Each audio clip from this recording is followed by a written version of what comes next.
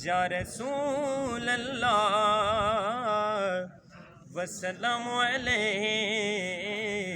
या हबीब अल्लाह। नाते सरकार की पढ़ता हूँ मैं,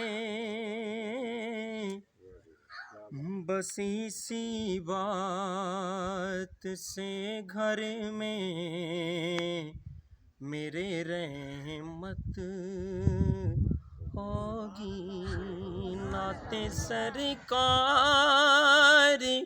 की पढ़ता हूँ मैं, बस इसी बात से घर में मेरे रहमत होगी। तेरा नाम वसीला है मेरा, रंजो गम में भी सीना में से राहत होगी। उनको मुख्तार बनाया है मेरे मौला ने,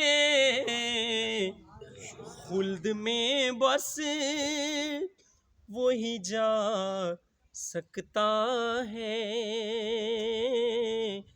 जिसको हसनैन के नाना की इजाज़त होगी। खुल्द में बस वही जा सकता है जिसको हसनैन के बाबा की इजाज़त होगी। और हशर का दिल भी अजब देखने वाला होगा,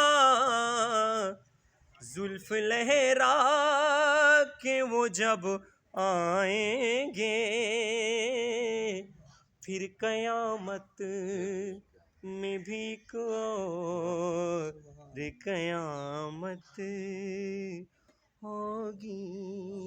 तेरा नाम वसीला है मेरा, रंजो गम में भी सीना में से राहत होगी।